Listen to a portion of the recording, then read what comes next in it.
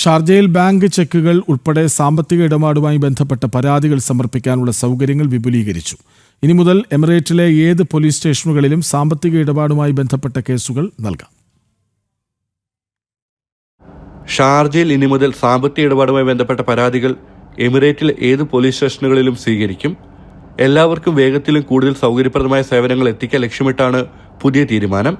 Central office സന്ദർശിക്കാതെ നിവാസികൾക്ക് തൊട്ടടുത്ത police സ്റ്റേഷനിൽ ഇലക്ട്രോണിക് സംവിധാനങ്ങളിലൂടെ ഇത്തരം കേസുകൾ ഫയൽ ചെയ്യാം.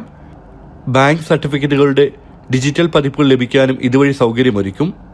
വ്യക്തികൾക്കും സംരംഭകർക്കും സമയം ലാഭിക്കാൻ പുതിയ സംവിധാനം സഹായമാകും.